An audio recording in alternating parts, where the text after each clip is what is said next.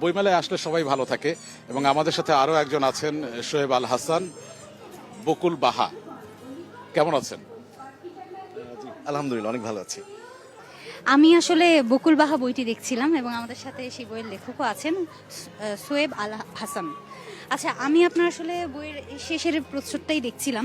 এখানে আসলে লেখা আছে যে আপনি একজন ভীষণ ইতিবাচক ও স্বপ্নবাজ মানুষ। মানুষ স্বপ্নবাজ, এটা ঠিক আছে, কিন্তু এই যুগে এসে আসলে মানুষ কতটা ইতিবাচক আসলে থাকতে পারে?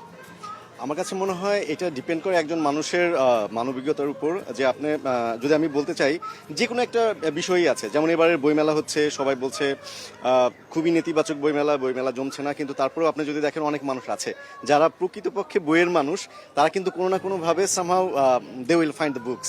সুতরাং তারা কিন্তু বই খুঁজেই নিবে। সুতরাং অনেক অনেক খারাপ কিছু আছে, খারাপ কিছুর মধ্যেও আমি হয়তো বা এটার পজিটিভিটি খুঁজছি, আমি এটার ইতিবাচকতা খুঁজছি। এই জন্যই আমি আমার লাইফের অনেক ধরনের অবস্ট্যাকেল আসে, অনেক ধরনের ঘাত প্রতিঘাত আসে, প্রত্যেকটা সময় আমি চেষ্টা করি ভালো থাকার। প্রত্যেকটা বিষয়ের মধ্যে আমি ইতিবাচকতা খুঁজি।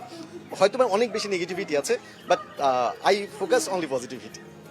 এই ইতিবাচকতা কি আপনার লেখার মধ্যেও ফুটে ওঠে? বকুল বাহা আসলে কতটা ইতিবাচক এবং এর মধ্যে নেতিবাচক কিছু আছে কিনা?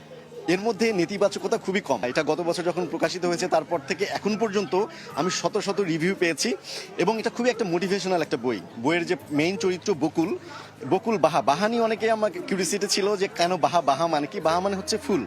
এটা হচ্ছে একটা সাঁওতালি শব্দ। বাহা মানে হচ্ছে ফুল, বকুল ফুল মানে বকুল একটা মেয়ে, এবং সেই মেয়েটা ফুলের মতো একটা মেয়ে।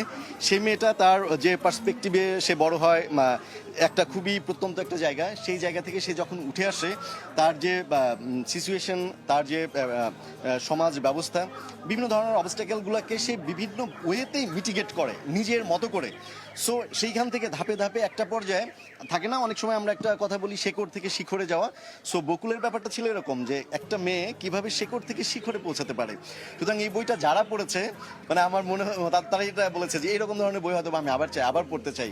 বিরতিতে চলে যাব, একটু জানতে চাই যে আজবের লেখকরা আসলে কতটা আজব, নাকি তাদের পংক্তিমালা এতটাই শক্তিশালী যে তারা আসলে ভীষণ রকম গজব?